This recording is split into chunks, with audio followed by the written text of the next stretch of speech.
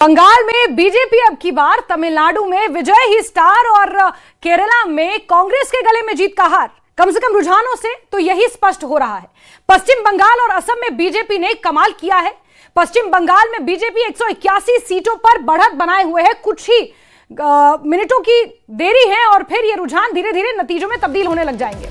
असम में बीजेपी का अब तक का सबसे अच्छा प्रदर्शन रहा है और असम में हैट्रिक लगाने की ओर बीजेपी बढ़ चुकी है। बस एक कदम और लेना बाकी है।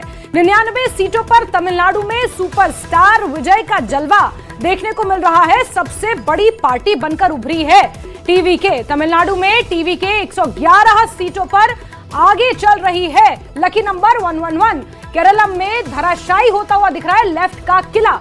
तो वहीं केरलम में यूडीए 98 सीटों पर आगे बढ़ती हुई नजर आ रही है और इसीलिए मैं कह रही हूं कि तमिलनाडु में विजय ही स्टार, बंगाल में बीजेपी अब की बार और केरला में कांग्रेस के गले में जीत का हार। आपको दिखा रहे हैं ये टैली, जहां से आंकड़े स्पष्ट हो रहे हैं और धीरे धीरे अब कुछ ही देर रुकिए, उसके बाद ये जो रुझान है ये नतीजों में तब्दील होने शुरू हो जाएंगे। असम में बीजेपी बहुत अच्छा प्रदर्शन कर रही है, जीत की हैट्रिक लगाने के लिए आगे बढ़ चुकी है। पश्चिम बंगाल में तो बीजेपी ने रिकॉर्ड तोड़ जीत दर्ज की है। सारी जीत एक तरफ और पश्चिम बंगाल की जीत एक तरफ।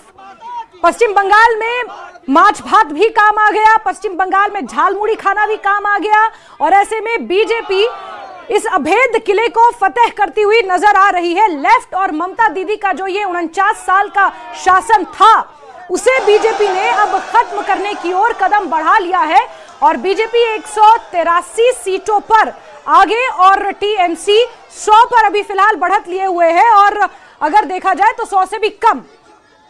तो वहीं लेफ्ट को 2 सीटें सिर्फ मिली हैं और 49 साल का ये शासन था लेफ्ट का और ममता का। और ऐसे में बीजेपी के लिए पश्चिम बंगाल को फतेह करना बिल्कुल भी आसान नहीं था, लेकिन पिछले 5 सालों में जिस तरह से बीजेपी ने काम किया है बंगाल में और साम दाम दंड भेद लगाकर जो ये अभेद किले को भेद डाला है बीजेपी ने, ये उसकी जीत की तस्वीरें हैं। जहां ये कहा जा रहा है कि खेला हो गया है पश्चिम बंगाल में और लोग अब गुलाल खेलकर मिठाइयां बांटकर इसका जश्न मनाते दिख रहे हैं। दिल्ली से लेकर पश्चिम बंगाल तक जश्न की तस्वीरें आपके टीवी स्क्रीन पर हैं। पश्चिम बंगाल के सिलीगुड़ी में और दिल्ली में जगह जगह इसको लेकर जश्न मनाया जा रहा है और अब भारत की राजनीति में पश्चिम बंगाल को फतेह करना एक बहुत बड़ा माइलस्टोन हो जाएगा बीजेपी के लिए। और ऐसे में आज का दिन ऐतिहासिक होने वाला है भारत की राजनीति के लिए। आज प्रधानमंत्री नरेंद्र मोदी भी बताया जा रहा है कि बीजेपी मुख्यालय जाएंगे और क्या कुछ कहेंगे अपने भाषण में, ये सुनना देखना भी महत्वपूर्ण होगा। और चाहे असम की बात की जाए तो असम में भी एक्सपेक्टेड से बेटर प्रदर्शन बीजेपी करती हुई नजर आ रही है। 2 टर्म की एंटी इनकम्बेंसी थी, लेकिन हैट्रिक लगाने जा रही है और एंटी इनकम्बेंसी होने के बावजूद भी बीजेपी ने वहां पर बहुत अच्छा प्रदर्शन किया। कुछ ऐसी सीटें जहां पर उम्मीद कम थी, उन सीटों पर भी बहुत अच्छा प्रदर्शन करती हुई बीजेपी असम में नजर आ रही है। तो वहीं तमिलनाडु में भी टीवीके सबसे बड़ी पार्टी उभर कर सामने आई है। चलिए सीधे रुक कर लेते हैं, हमारी संवाददाता आयुषी मिश्रा जुड़ी हुई है हमारे साथ। आयुषी, जश्न की तस्वीरें जरा साझा करिए और बताइए कि किस तरह से बंगाल की जीत का जश्न अभी से मनना शुरू हो गया है। हालांकि थोड़ा सा वक्त है, रुझान जब नतीजों में तब्दील होंगे। आयुषी जी बिल्कुल, देखिए भाजपा मुख्यालय में मैं इस वक्त मौजूद हूँ और यहाँ पर जो है तैयारियाँ जो है वो कल से ही शुरू हो गई थी, क्योंकि 5 राज्य के नतीजे आने वाले हैं। और ऐसे में यहाँ आप देख सकती हैं पीछे किस तरह से जो पूरा पंडाल है वो लगाया गया है, मीडिया सेंटर्स बनाए गए हैं, यहाँ तक कि जलेबियाँ छननी भी शुरू हो गई है। और कहीं ना कहीं बीजेपी को इस बात की उम्मीद है कि भाजपा इस बार बंगाल में बेहतर प्रदर्शन करेगी और ना सिर्फ बेहतर प्रदर्शन करेगी, सरकार बनाने की स्थिति में भी आ सकती है। हालांकि शुरुआती रुझान में जो तस्वीरें आ रही है वो बिल्कुल भाजपा की उम्मीदों पर कायम नजर आ रही है, लेकिन ये सिर्फ रुझान है, अभी फाइनल नतीजे आने बाकी हैं। और इसको लेकर कहीं ना कहीं जो बीजेपी कार्यालय में चहल पहल है वो बढ़ गई है, नेताओं के आने का सिलसिला शुरू हो गया है। जो तमाम प्रवक्ता हैं वो अलग अलग टीवी चैनल्स पे जाके अपनी बात रख रहे हैं, खुशी जाहिर कर रहे हैं। ये कह रहे हैं कि हमारे गृह मंत्री ने तो पहले ही ऐलान कर दिया था कि 1 बजने से पहले ही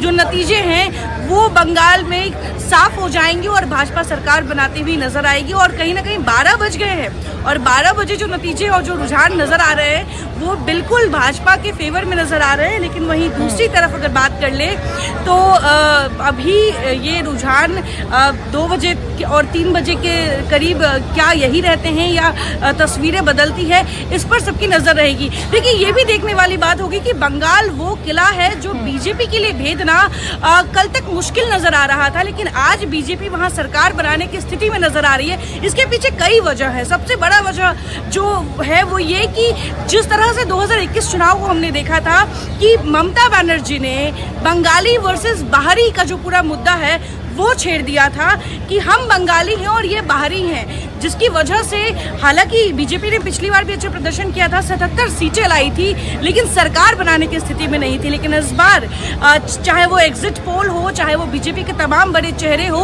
या फिर आज जो अभी तक रुझान आए हैं वो सब के सब बीजेपी के फेवर में नजर आ रहे हैं। लेकिन इस बार जो ये नतीजे आ रहे हैं, जो रुझान आ रहे हैं, उसके पीछे की वजह ये है कि इस बार जो बंगाली अस्मिता की बात कर ले, बंगाली वर्सेस बाहरी की बात कर ले, या ममता बनर्जी पे जो पिछली बार व्यक्तिगत हमले राजनीतिक रूप से किए जा रहे थे वो इस बार नजर नहीं आए। तो कहीं ना कहीं बीजेपी ने उन बिंदुओं पर काम किया जो पिछली बार कहीं ना कहीं उनके लिए एक बड़ी चूक थी, जो इस बार बीजेपी ने जी जान लगा दी। चाहे वो बंगाली अस्मिता की बात कर ले, नॉनवेज को लेकर किस तरीके से एक माहौल बनाया गया था टीएमसी की तरफ से कि अगर बीजेपी आती है तो बंगालियों का जो खाना है, जो उनकी रीति रिवाज का हिस्सा है, वो छिन जाएगा, नॉनवेज खाना बंद हो जाएगा और उसके बाद एक से एक तमाम केंद्रीय मंत्री। ठीक है आयुषी, इस बीच बात अगर टीएमसी और बीजेपी की हो तो बीजेपी ने 183 सीटों पर बढ़त बनाई है, लेकिन कांग्रेस खाता भी नहीं खोल पाई है। आशीष तिवारी जी हैं, कांग्रेस के स्पोक्स पर्सन है, जुड़ चुके हैं हमारे साथ। तिवारी जी, कांग्रेस तो बंगाल में खाता भी नहीं खोल पाई, क्या उम्मीद थी आपको इस चीज की कि ऐसा भी हो सकता है, इतना ज्यादा पतन भी हो सकता है कि एक भी सीट नहीं? देखिए, सबसे पहले तो कांग्रेस कार्यकर्ताओं को केरलम में मिली जीत की बधाई। हम केरलम में सरकार बना रहे हैं। पश्चिम बंगाल में पिछला चुनाव भी हमारा ऐसे ही निराशाजनक रहा। पिछले चुनाव में भी विधानसभा चुनाव में हमारी पार्टी खाता नहीं खोल पाई थी। इस बार हमें उम्मीद थी, हम ये समझ रहे थे कि भाई ममता बनर्जी के कुशासन से, टीएमसी कार्यकर्ताओं की गुंडई से लोग परेशान हैं और वो बेहतर विकल्प चाह रहे हैं। लेकिन जिस तरह से पोलराइजेशन करने में भाजपा सफल हो गई, उसमें हम काफी पीछे छूट गए और ये हमारी हार का एक बड़ा कारण है। वहां जबरदस्त पोलराइजेशन हुआ, खूब जम के हिंदू मुस्लिम हुआ, तो इसका नुकसान तो कांग्रेस को लगभग हर जगह उठाना पड़ता है। जहां भी सांप्रदायिक ध्रुवीकरण पर चुनाव होते हैं, वहां आप एक चीज को याद कीजिएगा कि 90 के आसपास, 90-91 में भारत में 2 बड़ी राजनीतिक घटनाएं हुई। एक मंडल आंदोलन, दूसरा कमंडल आंदोलन। और कांग्रेस पार्टी ने, और इन 2 आंदोलनों से 2 चीजें निकली, सांप्रदायिक राजनीति, जातिवादी राजनीति। कांग्रेस पार्टी ने इन दोनों राजनीति का चुनाव नहीं किया। ना तो कांग्रेस ने सांप्रदायिक राजनीति का चयन किया, ना जातिवादी राजनीति का चयन किया। और 90 के बाद से कांग्रेस लगभग ज्यादातर चुनाव हारती रही। तो इसका स्पष्ट कारण है कि हम वो राजनीति करना भी नहीं चाहते। हम जाति के नाम पर समाज को तोड़ना नहीं चाहते, धर्म के नाम पर समाज को तोड़ना नहीं चाहते। जो लोग ये करना चाहते हैं वो सफल होते जा रहे हैं, ये हम देख रहे हैं। लेकिन क्या मैं तिवारी जी ये कहूं कि आप एक भी सीट नहीं निकाल पाए पश्चिम बंगाल में, इसीलिए आप ये तरह की बातें कह रहे हैं। लेकिन अगर मान लीजिए कुछ भी, थोड़ी भी अगर आपकी सीटें आ जाती तो भी क्या आपका मत यही रहता? देखिए, एक बात स्पष्ट जानिए कि वो आजादी के बाद हम भी वहां प्रचंड बहुमत से ही जीतते रहे, जबकि वो श्यामा प्रसाद मुखर्जी का स्टेट है। बावजूद इसके वहां जनसंघ की तो फिर तो ये तो आपके लिए और बड़ा प्रश्न चिन्ह हो गया कि आप ऐसे श्यामा प्रसाद मुखर्जी जैसे जो संस्थापक सदस्य रहे हैं, उनके गढ़ में आप जीतते रहे, और ऐसा क्या हो गया कि इतना बुरा पतन की 2 टर्म हो गए और एक भी सीट नहीं? देखिए, इसको थोड़ा सा ऐसे समझिए। केरल में भाजपा 0 पर है, तमिलनाडु में भाजपा 0 पर है। हम ये नहीं कहते कि भाजपा का नुकसान है, क्योंकि भाजपा वहां 0 पर रहती ही थी। भाजपा ने हासिल किया, भाजपा ने वेस्ट बंगाल हमसे लिया।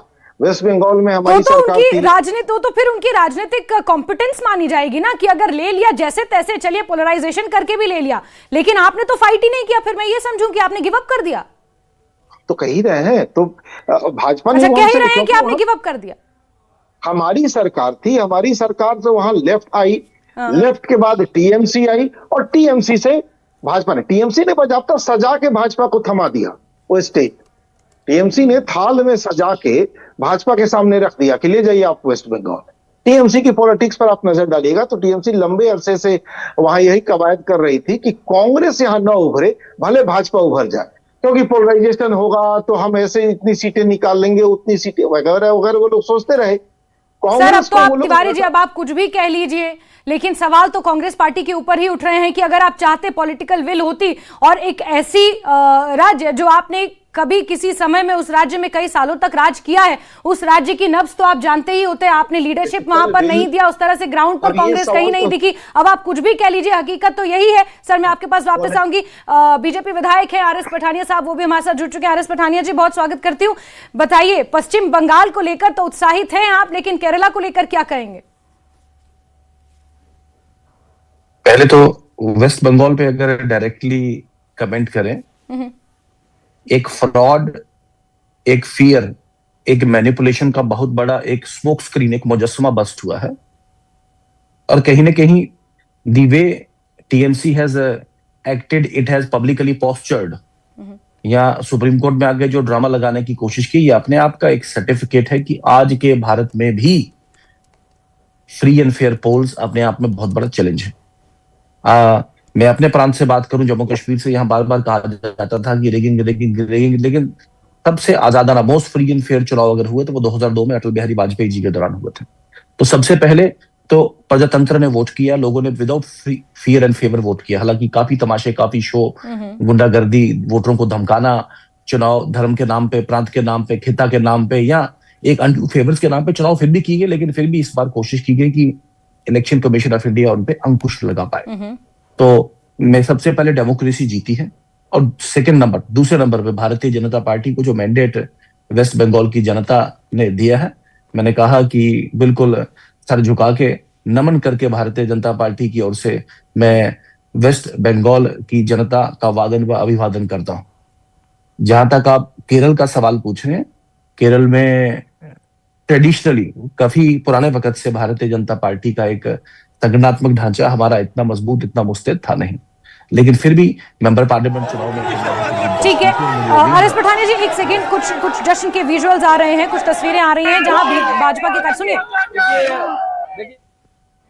चलिए कुछ जश्न की तस्वीरें आ रही हैं, क्योंकि पश्चिम बंगाल एक ऐसा अभेद किला था। और इस बीच हमारे साथ खास मेहमान पॉलिटिकल एनालिस्ट अनीता चौधरी जी भी जुड़ गई हैं। अनीता जी, आपका भी बहुत स्वागत करती हूँ। पश्चिम बंगाल ऑलमोस्ट 49 ईयर्स के बाद लेफ्ट और टीएमसी के शासन के बाद बीजेपी का पश्चिम बंगाल को फतेह करना कितनी बड़ी जीत? देखिए, ये बड़ी जीत नहीं, इतिहास है। क्योंकि वहां पे जब पश्चिम बंगाल की बात करें तो बीजेपी की विचारधारा वहां पे कभी पनप नहीं पाई। वहां पे पहले लेफ्ट का कब्जा रहा, फिर लेफ्ट से बाइफरकेट होके वो टीएमसी के पास गया, लेकिन इसका खामियाजा पश्चिम बंगाल के लोगों को हर बार भुगतना पड़ा, क्योंकि वहां की ग्रोथ रुक गई थी, वहां के रोजगार रुक गए थे, वहां पे इंडस्ट्रीज नहीं जा सकती थी, वहां पे बात अगर हिंदुओं की नहीं होती थी, वहां आप बंगाली हो, और बंगाली में वहां पे मुस्लिम बाहुल जो राजनीति थी वो बढ़ता जा रहा था, जिससे कहीं ना कहीं हिंदू आशंकित और आतंकित दोनों फील कर रहे थे, लेकिन कभी भी वो खुलकर नहीं बोल पा रहे थे, क्योंकि डर का ऐसा, भय का ऐसा माहौल था, दहशत इतनी बड़ी थी कि पिछले चुनाव में हमने देखा था कि जिन लोगों ने खुलकर बीजेपी का समर्थन किया था, चुनाव में जब नतीजे पलटे तो उनके घरों को कैसे जलाया गया, पलायन किस तरह से दिखा कि आसाम बॉर्डर पे और बिहार बॉर्डर पे पश्चिम बंगाल की जनता जो है वो अपनी जान बचा के भाग रही थी। और इन 5 सालों में भी वो दहशतगर्दी रुकी नहीं थी। बेटियों को उठाना, उनके साथ कार्यकर्ताओं के साथ बदतमीजी,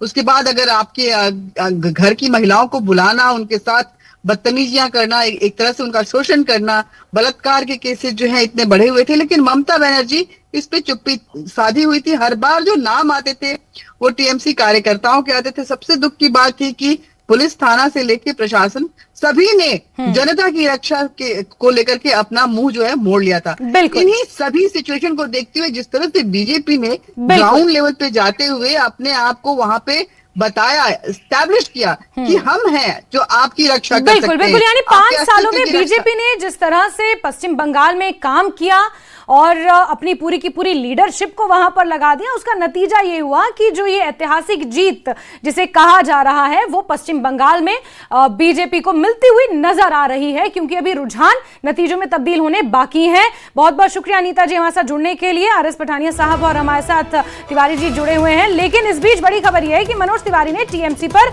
निशाना साधा है।